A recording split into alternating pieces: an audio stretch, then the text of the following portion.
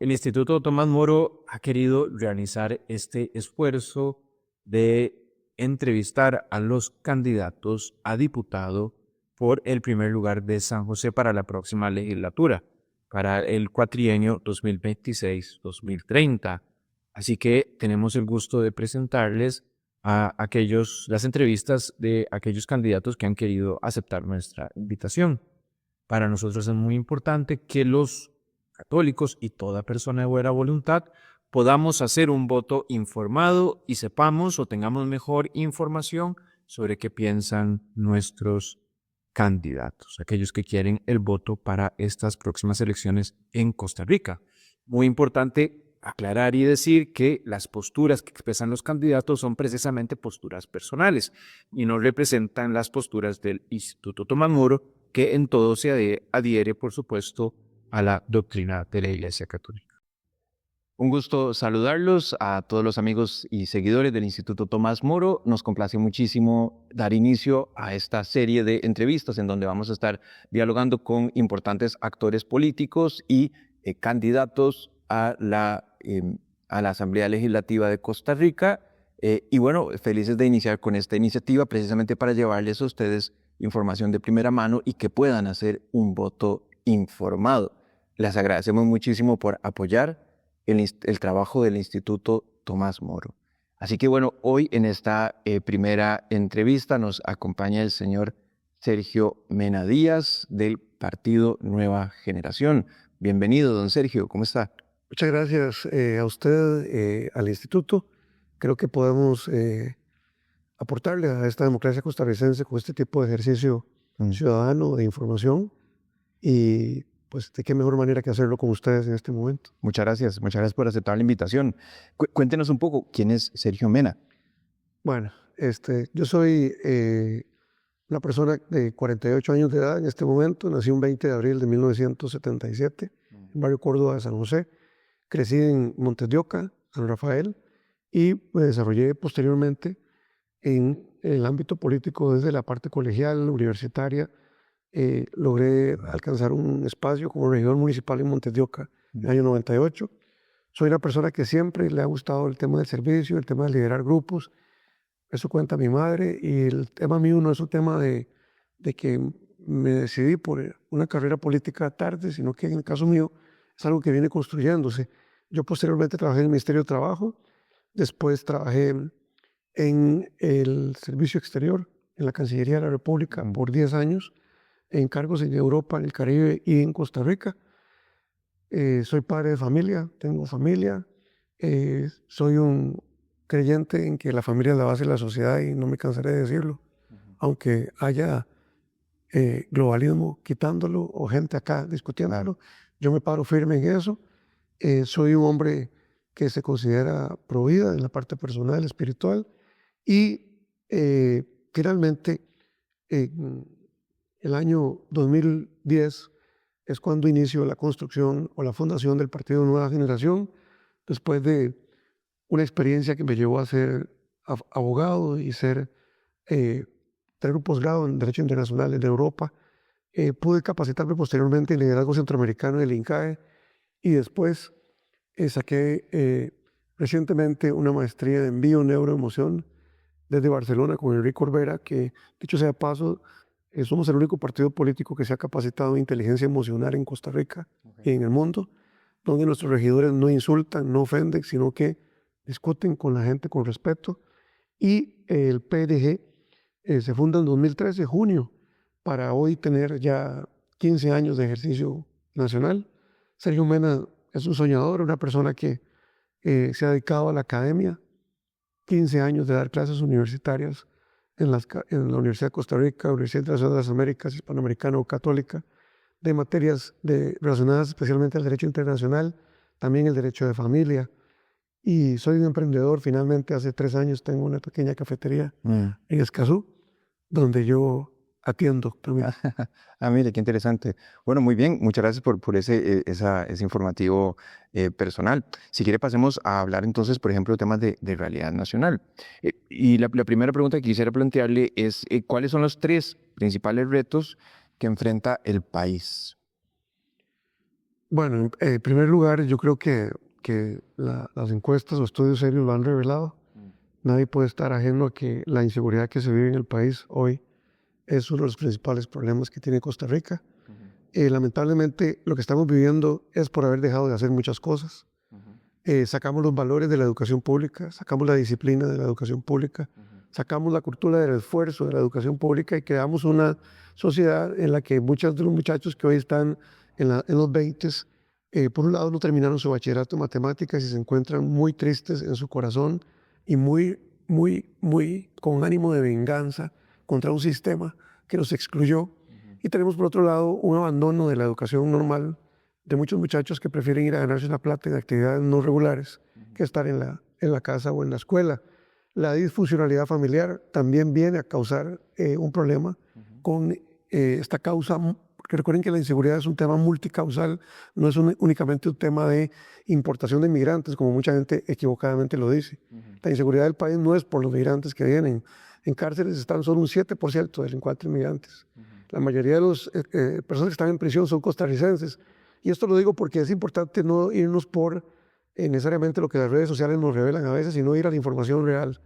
Yo creo que la inseguridad es un tema que hoy nos está matando, el tema del sicariato. Yo nunca creí ver eso en Costa Rica, ¿verdad? Que gente se monte en motocicleta, uno vaya manejando y otro dispare, eso nunca lo quise ver. Tampoco que hubiesen muertes colaterales, gente que está sentada en un restaurante y van a matar a uno, matan al otro, niños que han muerto con balas perdidas en Costa Rica, ¿verdad? Y creo que la violencia que se ha desatado es porque entonces, a raíz de este problema de abandono de este grupo de la sociedad, prefirieron resguardarse en el narcomenudeo, en actividades ilegales. Y hoy Costa Rica, lamentablemente, está lleno de droga que entra por diferentes puertos del país no vigilados. Yo le reclamo al gobierno de la República haber desarmado las bases de vigilancia que eran centrales. Y hoy vemos incautaciones del OIJ, una mañana y otra sí. Y la pregunta es, ¿qué está haciendo esta droga en Costa Rica? Bueno, somos el hub aquí de la droga, de la cocaína, y estamos viendo un tema seriosísimo de inseguridad asociado no solamente, repito, al narcotráfico, sino al sicariato. Ese es uno primero. El segundo, que creo que estamos en una gran crisis, pero total, es en la educación pública del país. Los fondos de educación superior, como llamados FES, tienen que replantearse en favor del estudiantado, de las becas que tienen que darse a los estudiantes.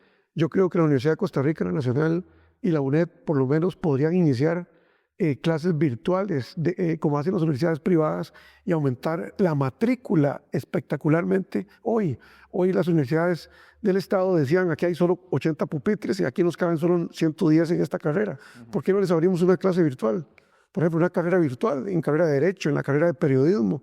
Podríamos tener gente en Golfito preparándose en la Universidad de Costa Rica de forma virtual 100%. Eso lo deberían hacer la Universidad del Estado. Por otro lado, ya adelanté un poco en la primera parte que expliqué, la educación pública tiene que rehacerse desde el inicio. Tenemos que replantearnos, enseñar educación financiera en primaria, educación ambiental, respeto al adulto mayor, inclusión social, valores, llevar los valores cristianos, católicos o cristianos a la educación sin obligar a nadie, pero que estén presentes, no como hemos hecho en Costa Rica, que hace 15 años hemos abandonado los valores cristianos de la educación pública costarricense. En los colegios, lo planteé de 2014, 18 y en el 22, tenemos que agarrar a los muchachos en el segundo y tercer año y ver cuáles son sus capacidades, si son buenos en el arte, buenos en el deporte, buenos en la ciencia, buenos en la parte de letras, llevarlos a un bachillerato de su capacidad y evitar lo que yo he llamado el coladero institucional de matemáticas que se ha hecho en Costa Rica en los últimos 30 años, que para mí es el responsable de tener una desigualdad social sostenida en Costa Rica, donde hay muchos de los muchachos están en los carros digamos, de Uber, de Didi, y no es algo que sea malo, pero están ahí no contra su convicción, sino por un tema de que fueron a pedir trabajo aquí y allá y les salen con que si no tiene bachillerato usted no puede trabajar aquí. Entonces yo insisto en ese tema de la educación y por eso estoy planteando un proyecto que tiene que ver con el inicio de que todos los salones comunales de Costa Rica, absolutamente en las noches, a partir de un proyecto de ley que voy a impulsar que se llama Ascenso Social Siglo XXI, estén dando clases de francés, inglés, mandarín italiano, portugués, a muchachos que no tengan bachillerato y darles tecnología, programación, diseño programático, cómo manejar la parte de Internet, cómo manejar el tema de diseño inteligente y darles a esos muchachos esa capacitación, es darles oro para que ellos puedan ir entonces con su salveque a pedir trabajo a muchos lugares que hoy no pueden pedir trabajo. Esa es una de las iniciativas que ligo con esta parte de educación, la capacitación a los maestros, y hay un tema gravísimo de falta de una ley de inteligencia artificial que venga a ayudar a la educación en nuestro país. Okay. Estamos a punto de que nos convirtamos en el país que más plagia tesis, que más plagia temas de educación, porque los muchachos sin ninguna guía están copiando lo que sale en los chats de internet y en los temas, y eso tenemos que controlarlo. Y en tercer lugar, para decirle tres, creo que estamos en la peor crisis del sector productivo agrícola nacional de nuestro país. Yo creo que es un problema nacional gravísimo el modelo de importación full que tiene este gobierno de la República. Nosotros en el Partido Nueva Generación, con la candidatura de Fernando Zamora y con el liderazgo mío, estamos parando durísimo contra el globalismo comercial. Aquí nosotros no queremos que nuestros agricultores siembren y no puedan vender. O que estén en una cadena de producción y al final un banco llegue y les quite el lote porque no pagaron el préstamo inmobiliario. O básicamente porque el Ministerio de Agricultura de este país y todo lo que tiene que ver con el sector agrícola está desfasado completamente. Tenemos que replantear el tema del modelo y por lo que vamos a ir es por apoyar a la Feria del Agricultor, por apoyar los procesos para que sean los agricultores los que logren vender todo en Costa Rica y que este país importe lo que hace falta. Porque no podemos estar en una nación en donde aquí se importa mansalva lo que se quiera traer y entonces el tico va y paga a 900 pesos un arroz y el de Costa Rica vale 1,000, pero pagamos el importado. Entonces hay que cambiar el chip y como es en Europa y como es en Estados Unidos, costarricenses y todos los que nos ven por este importante conversatorio, tenemos que apoyar lo nacional y cuando haga falta lo internacional. Esa es la parte visual que tengo de la parte de la producción agrícola, que es urgente que se le pueda ayudar a estas personas. Son tres temas nacionales que veo graves ahorita. Muy bien, muy bien. Interesante. Y eso me lleva entonces a la siguiente pregunta. ¿Cómo califica, porque usted la introduce de alguna forma, cómo califica entonces la administración Chávez Robles? ¿Qué valoración le da? Bueno, yo le doy una valoración de una administración que se ha centrado únicamente en los temas macroeconómicos, que lleva 3 años y meses únicamente pensando en el tipo de cambio, pensando en si bajamos 2 puntitos la deuda externa o la deuda interna, pensando en si el empleo lo maquillan para que baje, porque no es que no ha bajado, es que la gente está en Uber, ¿me explico? O sea, no es que ha bajado el empleo, la gente está sin querer pedir trabajo. Claro. Dejaron de buscar empleo. Dejaron de buscar empleo, están desalentados, claro. ¿Verdad? Entonces, se maquilla eso. Y ese es el gobierno que en esa mano tiene eso y en la otra nos enseñó que en la política se vale el insulto, la ofensa, la denigración, estar yéndose al cuerpo funcionario del Estado costarricense, ofender a quien no comparte su idea, tener un estilo de política confrontativo, ¿verdad? Creo que son las 2 evaluaciones que puedo hacerle, pero cuando le digo eso, le digo que es el gobierno para mí que ha desatendido de forma más grave lo social en el país. Me parece que todos los sectores de juntas de educación, asociaciones de desarrollo comunal, sectores que tienen que ver con la parte de pensión no contributiva, se han cerrado para este año 2025 más de 60,000 pensiones no contributivas, se le ha reducido el presupuesto una y otra vez al CONAPAN, al PANI, a todas las instituciones del Estado costarricense, incluido el Instituto Nacional de las Mujeres, se le ha afectado presupuestariamente en esta administración y lo que dicen los que gobiernan hoy es que no se puede atender a la gente si la macroeconomía no está estabilizada. Y yo soy uno que digo, bueno, yo le saco tarjeta roja a eso, porque es cierto que el país hay que tenerlo controlado, hay que buscar el equilibrio. Hay financiamientos que existen para eso, hay cooperación internacional, pero también un Estado que no le paga la deuda a la caja, por ejemplo, ¿verdad? Y que se la tiene sostenida y que dice que no sabe cuánto le debe. Por otro lado, el gobierno le anda cerrando la panadería a Juan y la pulpería a María porque no paga la caja. ¿Me explico? Entonces es un gobierno hipócrita con el pueblo, un gobierno que simplemente lo que busca con un mensaje de que todo está caído, porque lo que hablan hoy es que todo está caído, la democracia, el Tribunal de Elecciones, la Contraloría, las universidades, básicamente los partidos políticos, todo está caído, el sector privado histórico, está caído en los medios de comunicación. Yo creo que es un gobierno que verdaderamente nos pone a pensar como sociedad hoy qué queremos hacer el 1 de febrero del 2026. Ok. Bien, y en ese sentido, por ejemplo, no necesariamente hay que verlo en esta terminología, pero así se lo planteo. ¿Usted cree que es mejor promover la atracción de inversión extranjera directa o promover el desarrollo del parque empresarial nacional? ¿Cómo lo ve? Las dos cosas para mí son importantes. Yo creo que no debemos de centrarnos en una en detrimento de otra. Lo que creo es que tiene que haber una estrategia de país. O sea, ¿qué es lo que queremos nosotros hacer en Costa Rica? O sea, primero tenemos el recurso humano para hacer parques empresariales de aquí importantes. ¿Cuánta gente habla inglés realmente? No la que se dice en redes sociales.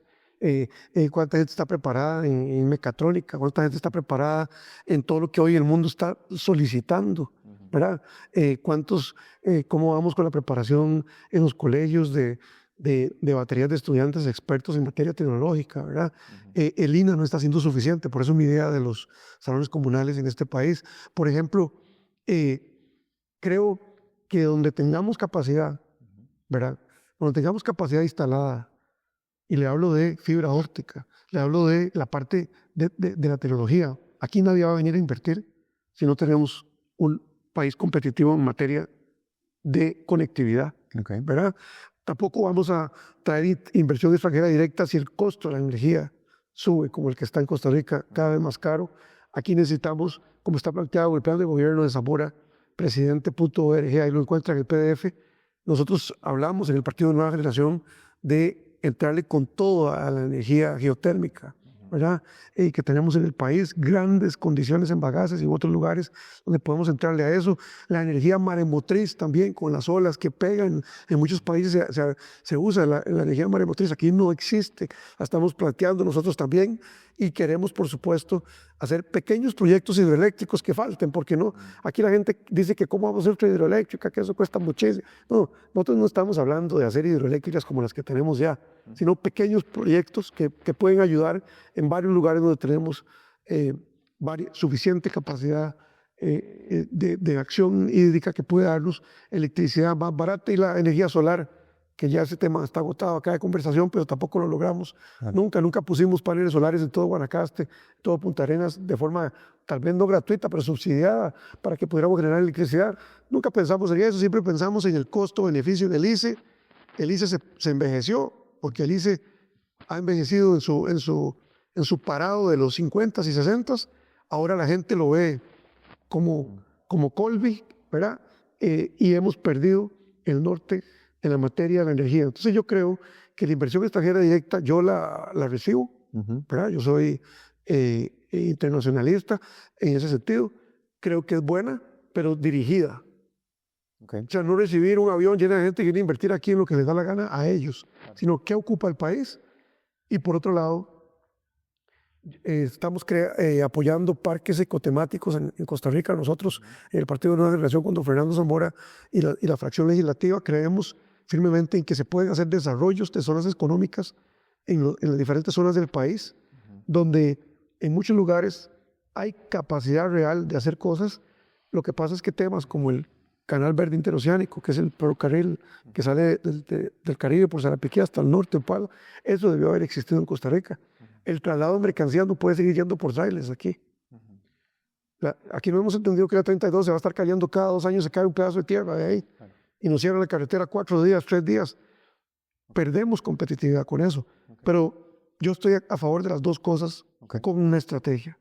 Déjeme volver a lo que usted mencionó de la energía geotérmica, que me parece importante. ¿Estaría de acuerdo, por ejemplo, en explotar más energía geotérmica en parques nacionales? Porque se dice que ahí están parte importante de los recursos, digamos, del país. Yo estoy de acuerdo en afectar aquellos parques nacionales donde verdaderamente la afectación que se vaya a hacer sea marginal al parque nacional, ¿verdad? O sea, me parece que no es lo mismo decir que un parque que tiene, no sé, 50,000 hectáreas, decir que se va a usar se va a hacer una inversión para el tiempo que usted habla en el 2% del parque, ¿verdad? A decir que vamos a usar el 30% del parque para eso. Creo que ahí estaría, por lo menos mi decisión sería con coherencia a no afectar el parque. Y yo creo que Costa Rica tiene primero que resolver crucitas. Para mí, antes de hablar no se ha resuelto Cruzitas? pero ¿Por qué no se ha resuelto Cruzitas? bueno, no se ha resuelto por dos razones. Una que tiene que ver con la decisión histórica que se tomó en el gobierno de Óscar Arias Sánchez, el segundo, cuando el Frente Amplio hizo todo para desarticular y destruir el ingreso de una empresa internacional que venía a explotar, para mí, de forma correcta, tal vez no de la mejor manera, en el tema de la repartición de la riqueza para el país, pero venían con un proyecto, ¿verdad? La gente que tiene más edad sabe de lo que estoy hablando. ¿Y por qué no se ha resuelto después? Porque ese partido, que para mí es el responsable de no haber logrado que eso se hiciera en ese momento, tampoco logró nunca nada, ni ningún otro partido político del país, ni Liberación en el Poder, ni el PAC, nunca atendieron el asunto, ¿verdad? Eso se parece a cuando dejamos abandonadas las escuelas, nunca les cambiamos los sanitarios y hoy tienen orden sanitaria, es lo mismo. Claro. Tenemos una incapacidad de planificación en el país muy seria y Cruzitas hoy es lo que es por el descuido, la negligencia, la irresponsabilidad del Estado costarricense particularmente. ¿Y por qué no puede el Estado intervenir y llevar fuerza pública y asegurarse de que, digamos, de que el lugar esté bajo control? Yo no creo que haya una razón de peso para que no lo hagan. Para mí no interesa. Ok. O sea, no es una prioridad. Claro. Ahora, don Sergio, volvamos al tema del ICE. ¿Considera usted que convendría que el ICE retome la capacidad constructiva de otros años? Que el MOB también, por ejemplo, se habla de esto, ¿verdad? Que el MOB, en vez de estar tercerizando las construcciones de carreteras y demás, que el MOB recupere precisamente la capacidad constructiva, productiva que antes tenía. Bueno, yo creo que hay que hacer lo que la legislación permita en este momento. Pero si la ley le permite al MOB construir, y ha sido una decisión de un ministro o de un decreto, pues eso es fácil de revertir. Okay. ¿Verdad? Pero si tuviéramos que entrar a la Asamblea Legislativa en mayo del 26 a reformar las leyes del MOP y del ICE para eso, nos va a dar los 4 años y no lo vamos a lograr. Entonces yo sería del criterio de que todo lo que el ICE puede hacer hoy, ¿verdad? Lo puede hacer, igual MOP. Lo que sí es que yo voy a decir algo que tal vez no mucha gente conoce, pero como resultado de la reforma del empleo público del cuatrienio anterior, se creó el sistema de evaluación del desempeño y de trabajo por objetivos. Hablo de aplicar eso en la administración pública. Lamentablemente, este gobierno engavetó eso. No lo aplicó en ninguna institución. ¿Por qué la sociedad costarricense hoy está harta de lo público? ¿Verdad? De que son ineficientes, que se roban las cosas. ¿Por qué? Porque simplemente en el sector público de este país no se evalúa el desempeño de los funcionarios públicos, ni tampoco se les plantean objetivos. Voy a dar un ejemplo, como el que usted me da. Si yo soy un encargado de construcción del MOP y yo tengo una evaluación del desempeño que me van a hacer a final de año para ver si me renuevan el contrato del MOP o si me pagan X o y yo sé que yo tengo que estar presente en un proyecto de una manera determinada para que eso se dé, pero además los objetivos son terminar eso en diciembre. Estamos en enero. Yo le cuento qué otro país tendríamos. Porque el funcionario público diría, chavalos, pónganle, porque si en diciembre no está listo eso, no nos van a renovar el contrato. Pero ¿qué es lo que ha pasado en Costa Rica? Que en Costa Rica tenemos funcionarios públicos que se han sentido, por un lado, una minoría, porque para mí es una minoría que es vaga, que no le importa, que es negligente, dice, de por sí a mí me pagan a fin de mes y me dan el aguinaldo en diciembre y el salario escolar, y a mí qué me importa, así habla la gente. Y el grupo que es bueno, que para mí es una mayoría de funcionarios públicos, se ve mediatizado por estos otros, y lo que yo he escuchado ya en estos días, en reuniones que he tenido en la provincia, de gente que me dice, don Sergio, es que si uno sobresale en el sector público, es atacado en el sector público. Entonces, creo que la respuesta es que si la ley le permite al MOP y al ICE retomar un poquito de ese tipo de función, estoy de acuerdo que lo hagan bajo una evaluación del desempeño y trabajar por objetivos. Ok. Pasando a otro tema, algunas radioemisoras, chicas, católicas también, inclusive culturales, han expresado preocupación por la subasta de frecuencias, porque al parecer digamos, los montos que se están pidiendo como para entrar en la subasta son impagables para algunas de estas radioemisoras, especialmente las más pequeñas, no las que están en conglomerados de medios, digamos, en conglomerados periodísticos y comunicativos. ¿Qué opinión tiene al respecto? Bueno, yo me he referido al tema ya en medios de comunicación y nos hemos referido como partido político. Yo creo que esto es parte de un ánimo de quienes hoy gobiernan en Costa Rica, lo mencioné en mi explicación anterior, dije medios de comunicación, es este tema, no lo explayé, pero lo hago ahora.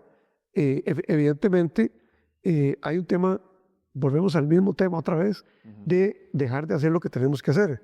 Hace muchos años debimos haber actualizado los montos que pagan en los medios de comunicación para el uso del espectro radioeléctrico, ¿verdad? Yo creo que las empresas de este país que están a cargo de medios de comunicación no han sido los responsables directos de eso, sino que ha habido una corresponsabilidad en la negligencia del gobierno de que en los años pasaban y se pagaban los mismos 1.000, para dar un ejemplo, ¿verdad? Llegamos al 2025 y se pagan 1.000, claro, ¿verdad? Y eso lo están agarrando los que hoy pretenden subastar el espectro radioeléctrico, las frecuencias radiales y televisivas, que para que la gente entienda, el Estado es el dueño de esas frecuencias y las concede para que privados exploten en los medios de comunicación. Y resulta que si usted se pone a ver todas las emisoras de este país, por más pequeña que sea, o todas las radiotelevisoras, por más pequeña que sean, han pagado cargas sociales, Hacienda, IVA, han estado aportando al país durante todos estos años de una forma muy responsable. Entonces no se trata de venir a decir aquí hoy de que estos sinvergüenzas, ¿verdad? Como les habla el gobierno, ¿verdad? De que son una barbaridad, que no han pagado. No. Ellos han pagado lo que se les ha pedido y han hecho su responsable gestión dentro de una obligación que un gobierno les exige en un país. Ahora bien, lo que tenemos que hacer en Costa Rica es reformar la ley para ajustar los costos y los precios de las frecuencias y seguir adelante. Pero no asustar, como quiso este gobierno asustar, con dejarnos sin medios de comunicación durante la campaña política.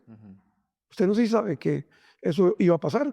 Y el Tribunal de Elecciones tuvo que salir al corte y decirle a doña Eugenia Zamora, mire don señor Rodrigo Chávez, eso no se puede, por un tema de constitución política y de código electoral. Entonces, hay que tener mucho cuidado con este tema, porque el 2 de febrero podrían haber anuncios del gobierno sobre este tema del espectro radioeléctrico. Sé que la Cámara Nacional de Radio y Canartel, la Cámara Nacional de Radio y Televisión, están haciendo esfuerzos descomunales jurídicos, ¿verdad? Metiendo demandas, procesos, tanto ante el ente contralor como ante la SUTEL. Pero yo veo el tema con gran preocupación, porque en los países en los que esto pasó de esta forma, los que se apropiaron de los medios de comunicación eran los amigos de los que querían hacer eso. Claro, se puede atentar directamente contra la libertad de expresión, por ahí. Y contra la democracia. Ok. Una última consulta en este ámbito de la realidad nacional. Don Sergio, ¿usted se considera tecnoescéptico o tecnooptimista? Y en todo caso, en tema de inteligencia artificial, que usted ya lo mencionó y nos parece que es un tema crítico, sin lugar a dudas, es más un tema de estrategia nacional, y yo creo que los países más poderosos del mundo así lo entienden. La inteligencia artificial es un tema de seguridad nacional inclusive, geopolítico, pero bueno, en el caso de Costa Rica, ¿cómo se considera usted? Y si quisiera o está pensando en proponer un proyecto de ley precisamente para atender el tema de la inteligencia artificial, y yo diría que en dos ámbitos, el que usted mencionó, que es muy importante en el ámbito educativo, hay un problema importante ahí, y el segundo tiene que ver con empleo. ¿Cómo lo ve? Sí, bueno, yo no me categorizaría, digamos, de un bando u otro. Yo tengo dudas en ciertos ámbitos y tengo certezas en otros, ¿verdad? Entonces yo creo que, bueno, yo el tema lo veo de la siguiente manera. Primero tenemos que darnos una ley marco de inteligencia artificial que el país no tiene. Cuando yo digo marco, significa el marco de referencia. Después iremos a digamos, legislación conexa, si se puede decir así, que iría a los temas diversos, ¿verdad? Entonces, primero, creo que debemos iniciar por rápidamente legislar, incluso en materia penal, con el tema de la falsedad ideológica digital, ¿verdad? Cuando yo tomo la voz de una persona para ponerla en un ámbito que nunca ha estado, o cuando yo hago un audio de Sergio Mena en la voz de otra persona, o cuando invento un audio que yo dije, una ponencia como esta, y le cortan solo 15 segundos, le ponen otros audios míos y construyen toda una falsedad ideológica digital Claro. sobre ese tema. Me parece que hay que legislar penalmente sobre cuál es el uso y hasta dónde vamos a tolerar el tema de la inteligencia artificial. Hablo en este campo de la producción digital de contenidos para el tema del respeto a la convivencia social, ¿verdad? En el tema educativo, como usted menciona y como yo dije, es gravísimo el tema de que no se le enseña a los estudiantes que la inteligencia artificial es una herramienta mundial, como bien apuntamos, que tiene que ver con temas desde seguridad hasta facilidad, pero tenemos que ir a entender esto como algo que nos va a ayudar a poder conectar con espacios que antes no eran posibles, ¿verdad? Pero donde siempre tenemos que venir al double check, ¿verdad? A chequear nuevamente con la realidad que es la que tenemos presente. Y creo que una ley marco de inteligencia artificial, lo más importante también es el capítulo donde siempre va a estar de forma prioritaria el ser humano, Okay. la parte humana, y nunca, por lo menos en mi visión, un robot, ¿verdad? O una aplicación de inteligencia artificial sobre el criterio humano, ¿verdad? Yo creo que al final yo le he avisado, digo, le he comentado a mis amigos abogados y auditores que a veces se sienten que van a desaparecer, ¿verdad? A veces lo comentan así en mesas de conversación. Yo les digo que la inteligencia artificial va a venir a ayudar o está ayudando ya en muchas cosas, pero siempre será necesaria la participación del ser humano. Inclusive, hablando de la robotización, los nuevos mecánicos van a ser mecánicos de robots en el mundo, ¿verdad? Va a haber técnicos diferentes a los que hoy tenemos. Y yo creo que tenemos que prepararnos para ese gran cambio y una ley marco que evite la corrupción de los estudiantes en materia educativa es urgente. Okay. ¿Y usted visualiza que el sector laboral, el empleo, se afecte gravemente en los próximos 5 años? No creo que gravemente, pero sí importantemente, ¿verdad? Okay. Porque lamentablemente volvemos a lo mismo, no tenemos una ley marco, entonces no podemos ir a las empresas ¿verdad? Por ejemplo, vea el problema que tenemos con el tema de las jornadas 4-3, ¿verdad? El tema que tenemos con el tema de gente que está proponiendo menores horas laborales, ¿verdad? Para el teletrabajo, que es hasta que llegó por la pandemia, ¿verdad? No lo teníamos muy, muy desarrollado. Entonces el país va atrás, vamos atrás en todo, ¿verdad? Sí. Y los gobiernos, pues en vez de estar viendo cómo consensan, ¿verdad? Cómo hacen consensos con otros grupos. No hacen consensos, ¿verdad? No buscan a este partido político y a este para construyamos 40 votos para una ley marco de inteligencia artificial. No, todo eso, no, como vos no crees en esto y yo tampoco creo en esto, entonces andate para allá. Y lo que vemos en el país es una especie de... Estamos viviendo una gran crisis también parlamentaria y una crisis muy grande en la generación de leyes potentes para el país, ¿verdad? Estamos resolviendo pequeños cambiecitos a leyes que el ciudadano que hoy está viendo cómo paga el alquiler, cómo paga la hipoteca, no está viendo resultados. Ok. Muy bien, me gustaría que conversáramos claro, para el católico todos estos temas son importantes, pero también hay algunos temas que son particularmente sensibles, ¿verdad? Pero por supuesto todos estos temas de interés nacional deben serlo también, por supuesto, para el católico, ¿no? Entonces, quisiera preguntarle por lo siguiente, es una pregunta un poco filosófica, pero la pregunta tiene dos partes. La primera es, ¿qué es el ser humano? Y la parte que le sigue es el ser humano social por naturaleza. ¿Cómo lo concibe usted? Bueno, yo creo que el ser humano es esa persona o ese ser que viene por un tema que ya conocemos, ¿verdad? Venir a la vida a través de ese nacimiento, ¿verdad? A partir de ese momento, ese ser humano que para mí se concibe desde la gestación de embarazo, ¿verdad? En mi lectura y en mi creencia,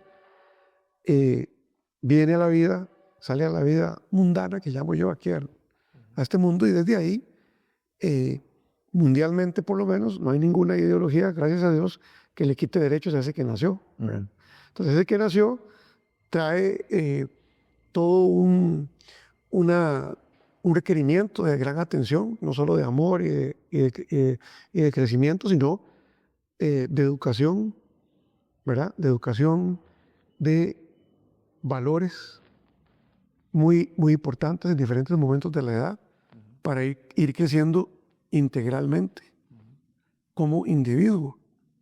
Una vez que ese muchacho o muchacha es adolescente, está preparado con el amor de sus padres o de sus familiares y con los valores que pudo tener desde la niñez, llega a la adolescencia, juventud, para capacitarse en la parte del oficio que en ese desarrollo integral él va a desarrollar. Y finalmente,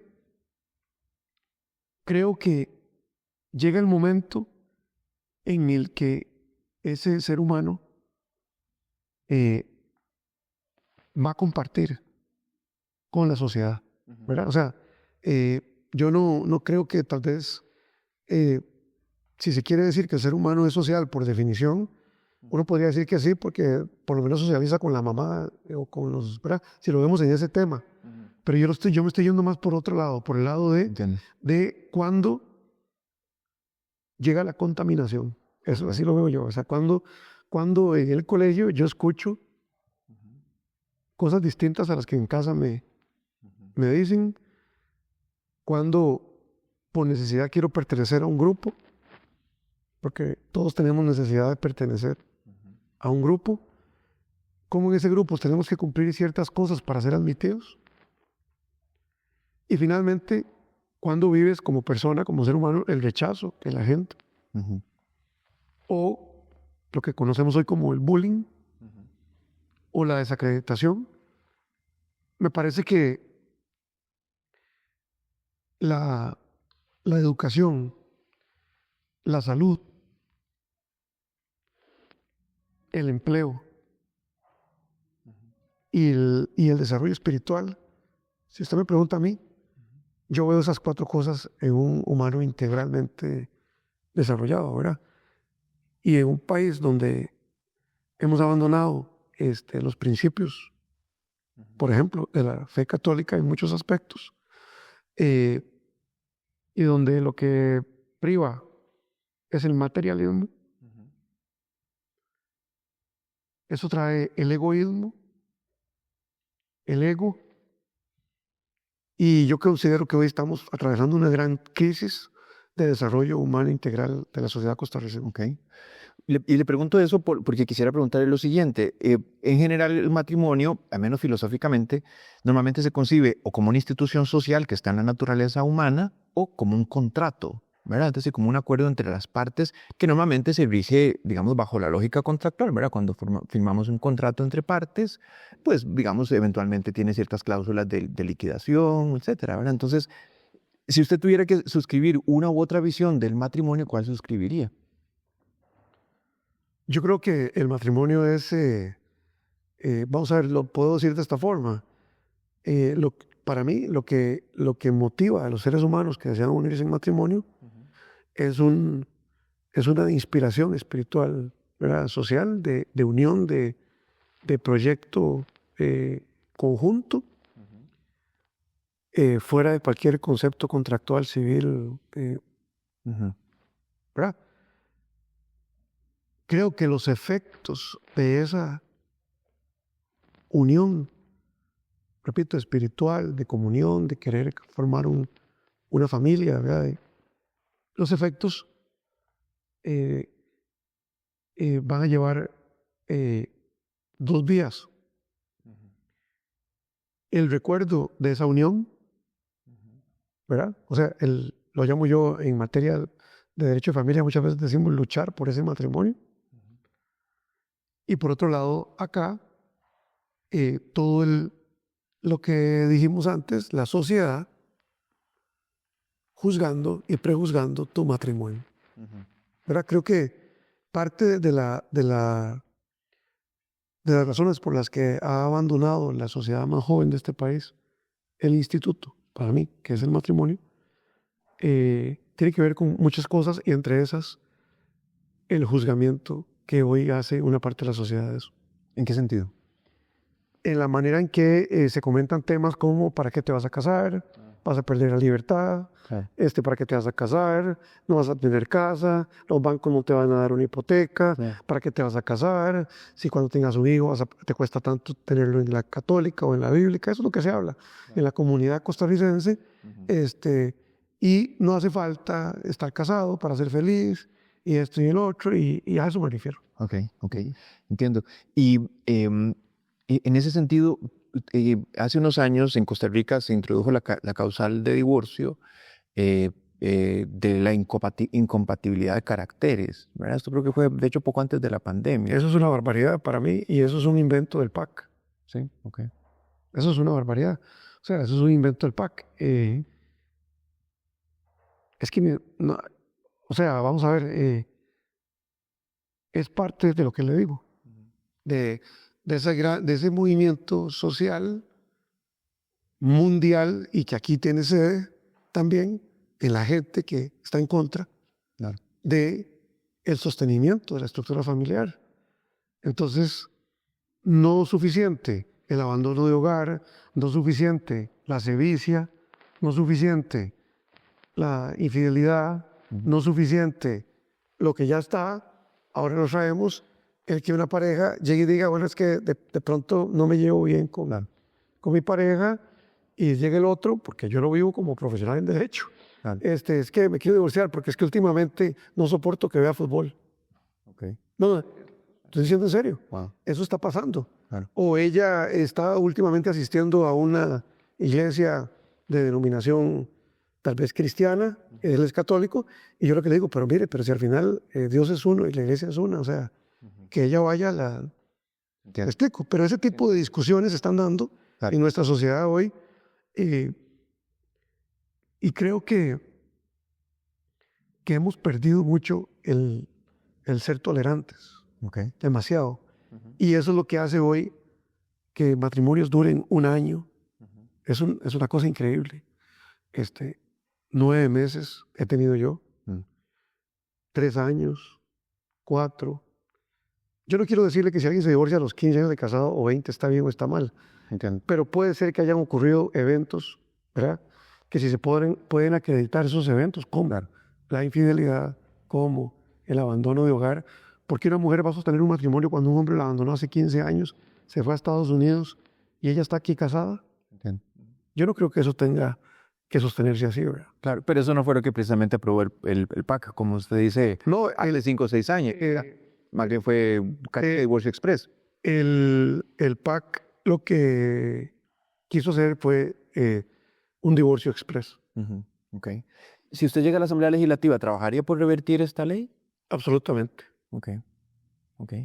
Muy bien. ¿Qué piensa, hablando del legado del PAC y de Carlos Alvarado y Daniel Salas, qué piensa precisamente de la norma de aborto, de aborto técnico, que hace poco la reformó la administración Chávez Robles? ¿Qué opinión tiene al respecto? En principio estoy de acuerdo con cualquier ejercicio que un gobierno haga para revertir la que existía, ¿verdad? Para reformar la que existía. Yo preliminarmente no confío en nada de lo que esos gobiernos hayan hecho en materia de ese tema, ¿verdad? Entonces, si bien es cierto, eso no es un tema legal, digo el decreto. Correcto.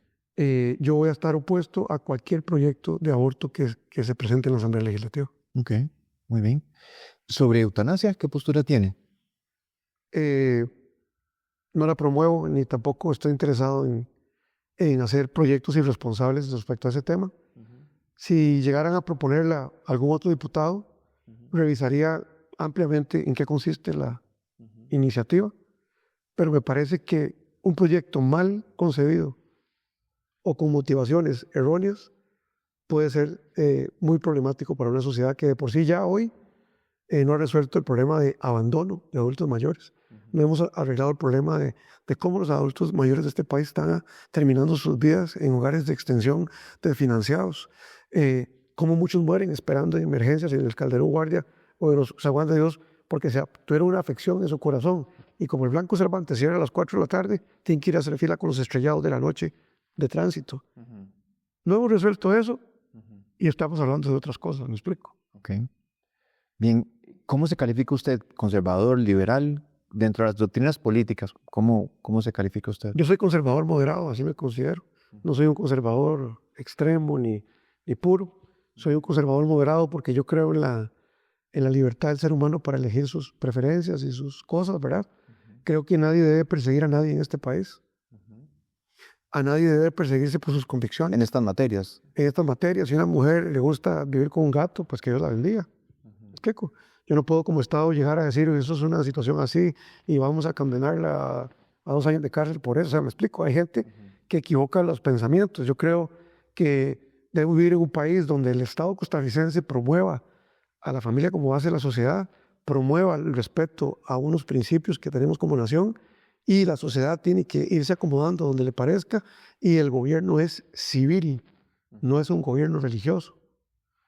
Por eso tal vez yo difiero mucho cuando el político usa la religión para afiliar gente. Okay. Yo creo que la religión es algo que reside en el corazón de las personas. El yo creo en un ser espiritual superior es algo de las personas. Y al gobernante se le conoce por lo que promueve, o al político. Entonces, cualquier persona que escuche mis propuestas ya va a saber a dónde me ubico yo. No sé si me comprendes. No se trata de pararse uno y decir yo soy tal cosa y tal otra, no. ¿Qué promueve usted? Si usted busca mi vida, usted ve en qué luchas he estado yo y con qué candidatos he estado en un momento de mi vida, que me ha costado mucho explicar eso en la sociedad. Entiendo. Pero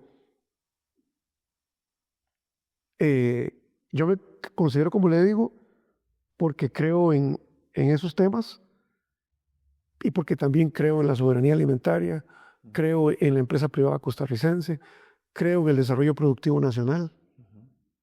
Okay. Eso también es ser conservador. La gente lo encasilla solo en temas religiosos, pero el conservadurismo nacional tiene que ver también con no olvidar de dónde venimos. Yo, a mi edad, tengo muy presente que este país se formó en los 40, 50 y 60 y que todavía no hemos como sociedad hecho el gran trabajo del siglo XXI para echar al país. Si usted me pregunta a mí, ¿qué va a hacer de Costa Rica en 30 años? Mi respuesta es no sé. Okay. ¿Defendería usted el legado de Calderón Guardia? Yo no sé si es de él propiamente, pero yo defendería los acuerdos y las leyes y todo el ordenamiento jurídico que fue provisto en los 40 y 50. Okay. La creación de la Caja, la creación de las universidades públicas, del ICE, entre otras cosas. Las garantías laborales. Las garantías laborales, garantías individuales. Por eso yo soy alguien que se opone a cualquier asamblea constituyente arbitraria que se quiera hacer en este país, Okay. Bajo ideas totalmente bajo mentiras y bajo sustos que no existen, porque también hoy estamos viviendo eso en este país. Hoy hay gente que quiere que simplemente unos cuantos se junten en un cuarto ahí y hagan la constitución política nueva. Eso me parece gravísimo a mí, pero de lo peor. Aquí si hacemos una constituyente, en algún momento tendría que hacerse una escogencia de las personas que van a ir a esa... No se cierra la posibilidad de una constituyente. Eso tendría que ser, estaría de acuerdo bajo ciertos parámetros. Bajo condiciones donde se garantice la preservación para siempre, las garantías individuales y sociales de Costa Rica. Si mañana tenemos que discutir si vamos a un régimen parlamentario político o no, si un primer ministro, si tenemos que agarrar las instituciones de las pobrezas y cambiarlas en esto, si tenemos que cambiar la Contraloría o el tribunal convertirse en un consejo electoral, discutámoslo. Pero no discutamos la libertad de tránsito. Entiendo.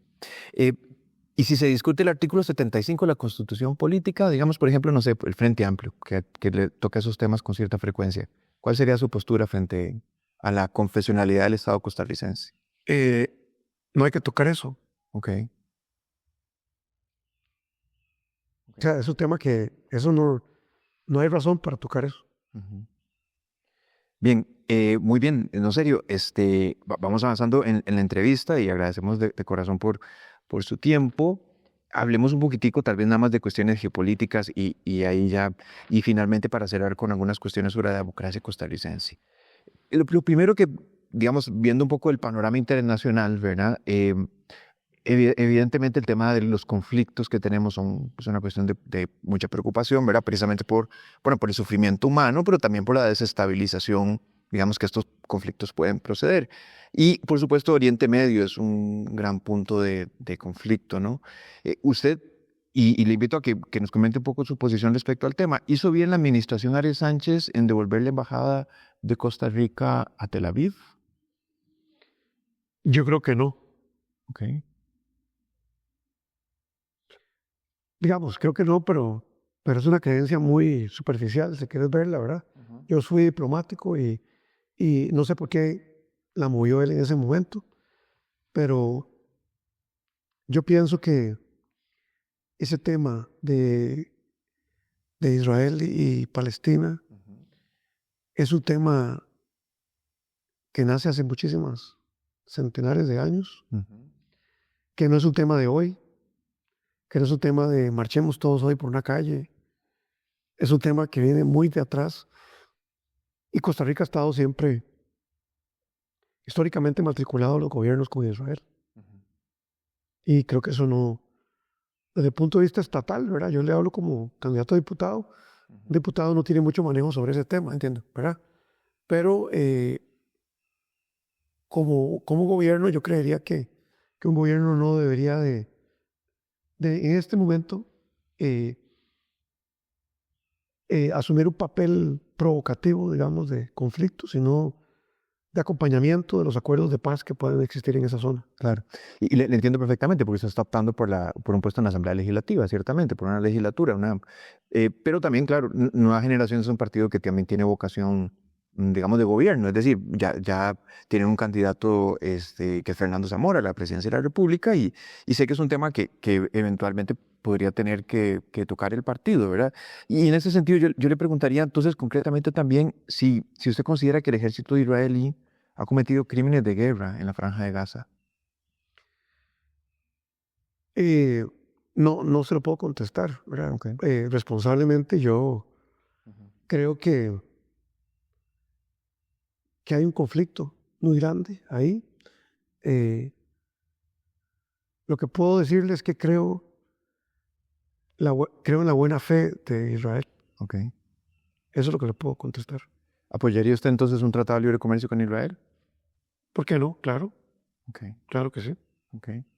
Y en ese sentido, es decir, no pocas instituciones, incluyendo la Corte Penal Internacional, ¿verdad?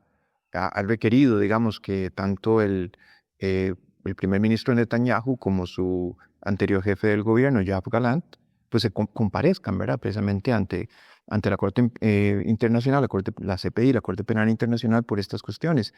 Y el Estado de Sudáfrica, es decir, me parece que hay un tema importante de fondo, pero el Estado de Sudáfrica también, digamos, ha demandado al Estado de Israel precisamente ante la misma Corte por presuntos, ¿verdad? Presuntos crímenes de guerra.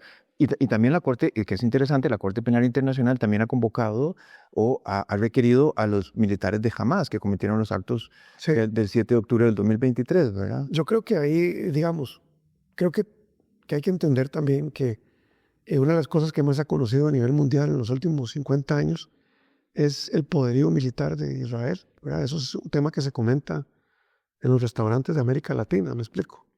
Creo que por ahí también está agarrándose toda esta campaña, ¿verdad? Y también hay que entender una cosa, hoy en día hay demasiada comunicación visual en el mundo, hay demasiados periodistas transmitiendo en vivo, y yo creo que nadie va a estar de acuerdo en que un ejército mate a 1000 o a 500 o a 100 o a 200. Y yo creo que si los países, tanto vámonos a otro lugar, inventémonos que Francia y España van a pelear, ¿verdad? O Italia y Francia, ¿verdad? Niza con Mónaco, Niza con Ventimiglia, y hay una guerra, y Francia mata a 1000 y el otro mata a 10,000, y terminan acusados por eso. Yo creo que los países tienen que tener preparado la defensa de sus actuaciones militares. Yo esperaría que los que sean llamados a comparecer ante la Corte Penal Internacional justifiquen sus actos. No sé si me voy a entender, que puedan justificar. Yo creo que ese es el camino. Okay. Y hay que acordarse que lo que pase en África está sabido en Costa Rica a los 30 minutos. Así es. ¿Verdad? Ya no es como antes que habían, hablo sobre todo de aquellos genocidios fatales de África, usted recordará todo lo que ha vivido Burundi y otros lugares. Y bueno, también hay que recordar que la Corte Penal ya ha condenado gente también, han habido condenas, solo que nunca ha habido tantísima información como ahora con el tema Palestina, Israel, Ucrania, Rusia. Creo que ha habido un exceso de información que lo que genera es desinformación. Entiendo. Pienso que de todo eso hay un poco, y creo que hay países como Sudáfrica y otros que les interesa el protagonismo mundial, ¿verdad? El protagonismo, y vengarse también de temas políticos que no son entendibles aquí. Claro, entiendo. Ya que lo menciona, ¿cree usted que el conflicto de Ucrania, la guerra en Ucrania, se deba al expansionismo de la OTAN? ¿Se debe a otros factores? ¿Cómo lo valora usted? Yo creo que ahí hay un problema que tiene que ver incluso con cuando la Unión de Repúblicas Socialistas Soviéticas se partió en tantos pedacitos, y uno de esos fue Ucrania. Claro. ¿Verdad? Ucrania, recuerden que Ucrania no tiene 30 años de existir como nación independiente. Esa zona donde está Ucrania fue de Rusia en un momento determinado, y ahí se encuentra una serie de minerales, piedras preciosas, cosas raras que llaman, aparentemente de mucho valor. Yo no conozco mucho el tema, pero yo no creo que, bueno, en mi opinión como internacional abogado, las guerras tienen una motivación espiritual y económica. Para mí son esas dos nada más. No hay guerras tanto porque si la frontera eran 100 metros para acá, 200 para acá, eso no es el tema. Es porque en esos 100 metros está el petróleo, no se puede entender. Claro. Es un tema económico o espiritual.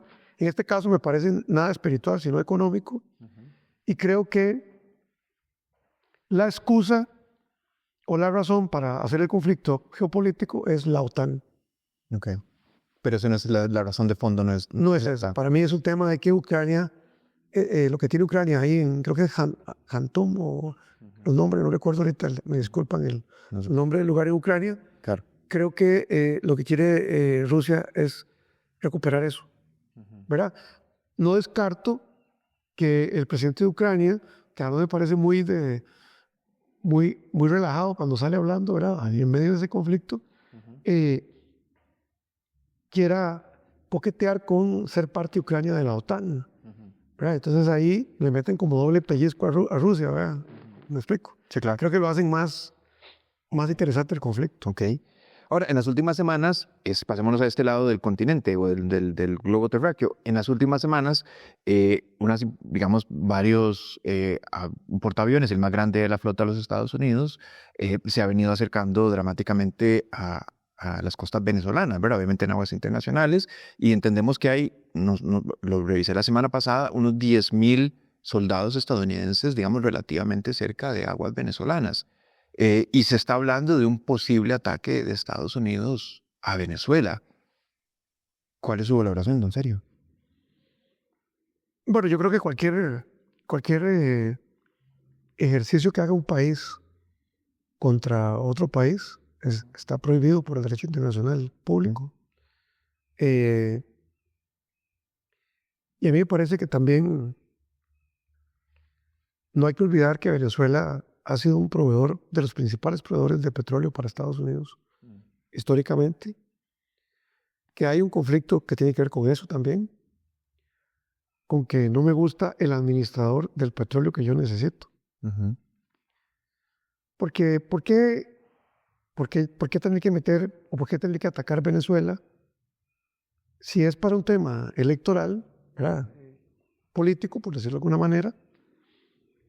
Yo no creo que Estados Unidos se juegue el nombre, ¿verdad? De pasar a ser el invasor de Venezuela, por ejemplo, únicamente por un tema de la cabeza del presidente, por decirlo de alguna forma, como si quiere vender en las redes sociales. A Maduro le quedan 2 semanas, ese tipo de anuncios. Me parecen no solo irresponsables, sino fuera de la legalidad. Yo creería en el tema político que en Venezuela, más en una misión internacional de altísimo nivel, ¿verdad? Que lleguen a Venezuela presidentes de Europa, presidentes de Estados Unidos. Observadores internacionales, en general. Sí, no muchos, porque a Maduro le caen mal los observadores internacionales, pero digamos, Claro. presidentes, ¿verdad? Que lleguen unos 30 presidentes del mundo importantes, yo creería que podrían hablar con Maduro, Okay. ¿verdad? Lo que pasa es que nunca ha pasado eso, nunca han hecho eso. Y los avisos de una posible invasión, hasta que no ocurra, yo no lo creo. Y creo que es un tema también de geopolítico, de presión, de ejercer presión sobre el gobierno venezolano Okay. con esas amenazas. Pero que hayan 10.000 soldados o 20.000 o que vayan a disparar a Venezuela, hasta que lo veamos será cierto. ¿Recuerda usted la invasión de Estados Unidos a Panamá? No recuerdo porque no había nacido, pero sí históricamente. Pues fue con Manuel Antonio Noriega, eso fue a finales de los 80, si no me equivoco. Ah, bueno, no la de 1900. ¿Sí? Claro, no, sí, donde se derroca a Manuel Antonio Noriega. Sí, correcto, sí. ¿Cómo lo ve ahora? Sí, pero es que ahí, ¿qué había ahí? Es decir, pero es un gran punto, porque al fin y al cabo uno podría preguntarse si hay justificación, digamos, de intervenir a tal grado, ¿no? Bueno, de nuevo, es difícil justificarla. Claro. Usted que sabe temas internacionales, ¿y qué piensa de la doctrina Monroe? Y bueno, esto para los amigos que nos están escuchando, la doctrina Monroe es un principio que establece un presidente de los Estados Unidos, año 1830, 31, en los años 30 del siglo XIX, que establece que, digamos, una cierta doctrina de superioridad de Estados Unidos sobre el continente americano, ¿verdad? Y ahí nace el principio famoso de América para los americanos, ¿verdad? Y yo creo que esto es un tema importante, ¿verdad? De hecho, se ha mencionado en las últimas semanas la cuestión de la doctrina Monroe. Última pregunta de esta sección, ¿cómo la ve? ¿Qué piensa? Desactualizada. Ok. Me parece que era otro momento mundial ese. Ujú. Me parece que fue muy acertado que alguien dijera algo en ese momento. Ya. Y creo que Estados Unidos, hasta el año 2000, tal vez, o 90 y pico, fue el único socio comercial de Costa Rica y América Latina. Creo que hoy en día China, la India, Europa, forman parte de los grandes negocios de América Latina. Ok. No estoy diciendo que podrían sustituir a Estados Unidos comercialmente. Creo que es muy importante el mercado comercial estadounidense y el flujo de turistas norteamericanos que alimenta a Costa Rica es muy importante. De hecho, soy alguien que cree en las muy buenas relaciones con Estados Unidos, Ok. pero creo que para efectos de América Latina y la doctrina Monroe habría que actualizarla con la potencia que China representa hoy. Ok. Y Rusia ya no es superpotencia desde su perspectiva. Sí es superpotencia, pero Rusia no se va solo por lo comercial. Ujú. Poder militar.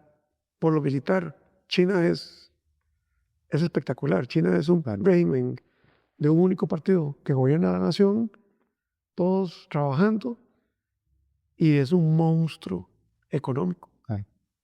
Claro, con disciplina, régimen. Disciplina, régimen, saben negociar, etc.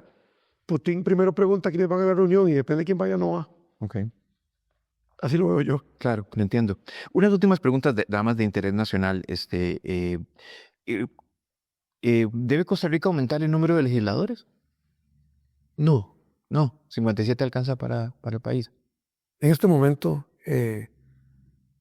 yo creo que los futuros diputados de la República del 2026-2030 no solo tenemos una gran responsabilidad por cumplir con el reglamento legislativo o con las leyes de este país, sino que tenemos que hacer algo para recuperar la opinión de la gente. Y creo que cualquier aspirante a diputado que en este momento esté pensando en aumentar el número de diputados no le hace ningún favor a eso. Ok. A veces se mide la capacidad o la agilidad o el buen desempeño de la Asamblea Legislativa por la cantidad de proyectos aprobados. ¿Está de acuerdo o podríamos verlo desde otra perspectiva? No estoy de acuerdo. Creo que debería medirse por cuántos proyectos de alto impacto logramos en este cuatrenio. al menos uno. Eso es lo que pienso. No creo que sea un tema de cantidad de proyectos, sino de calidad de proyectos. Y creo además que los diputados pueden hacerse presentes en los pueblos también y ayudar a la gente ante la institucionalidad del Estado costarricense. Creo también que el diputado puede hacer ese trabajo político de consejo, de ayuda. En ningún lado dice que está prohibido que un diputado se presente en asociaciones de desarrollo comunal de Cachí a decirle, señores, vean, la ley dice esto, hagan esto, vénganse por aquí. En ningún lado dice que uno pueda pedir audiencias en consejos municipales que están en conflicto para ir uno como diputado a un cantón en conflicto a decir, miren señores, bajemos un poco el nivel de la discusión. En la Asamblea Legislativa vamos a impulsar el proyecto para que podamos recuperar esta zona aquí del cantón. O sea, no sé si me voy a entender. Creo que el diputado puede estar más presente con la gente. Yo así me veo como diputado de la República. Yo estaré en esa mole de cemento, ahí, ese edificio de cemento antiestético. El tiempo que sea necesario, pero voy a acompañar a la población en todos estos temas que hemos hablado, de pensiones no contributivas, temas de bonos, eventualmente temas de vivienda social, temas de educación. Creo que hay una población que agradecería mucho que los diputados seamos de verdad padres de la patria y no gritones de Cuesta de Moras. Claro. Y en ese sentido, una última pregunta. ¿Está en deterioro la democracia costarricense? Claro. Ok. Estamos en un gran deterioro, estamos en el surgimiento del populismo a nivel mundial. Aquí ya tenemos ese síntoma. El populismo que consiste, en mi opinión, en andar ofreciendo lo que no es posible hacer, pero andarlo convenciendo con tal tono de voz que la gente cree que es posible, ¿verdad? Andar ofreciendo puentes donde no hay ríos, ¿verdad? Andar ofreciendo que 40 diputados van a transformar la ley del país es populismo.